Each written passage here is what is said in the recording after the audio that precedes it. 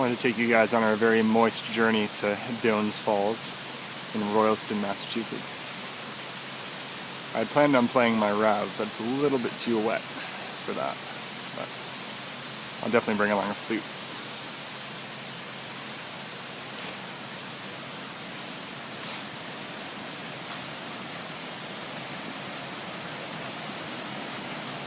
It's a fair amount of water flowing today too.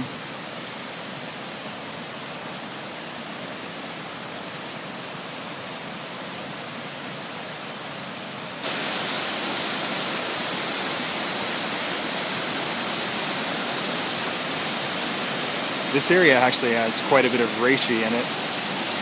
I didn't come this year to harvest because I still have quite a bit from the year before, but there's lots of reishi and chaga to be found.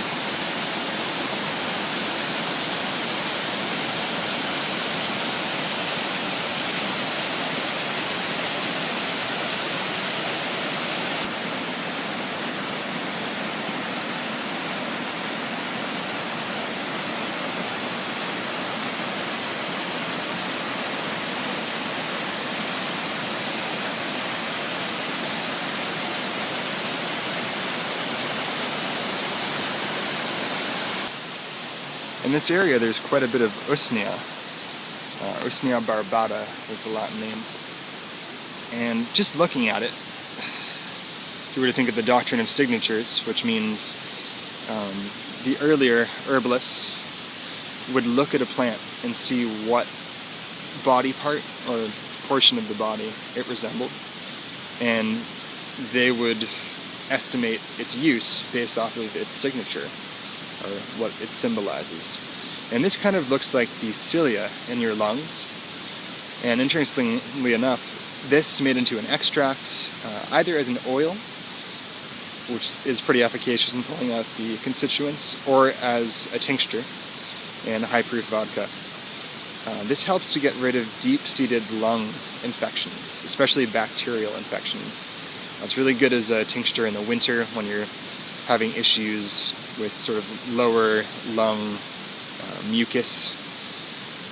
It has a kind of an odd taste, but it's very effective. Makes a really good tincture, and it's very, very common, especially on hardwoods and sometimes on pines. But this particular branch has quite a bit all over it. Usnea barbata. And the only thing I would say to look out for if you're finding this, obviously you need to do your own research, but when you find Usnea, the inner portion of it, when you break it open, is white. There is one that's poisonous, not toxic poisonous, but relatively poisonous, that has a black center, and that is not Usnea. This Usnea is not poisonous at all, and in fact was used almost as a flower on occasion. But what we're mostly concerned with is its use for lung infections, especially bacterial infections of the lung.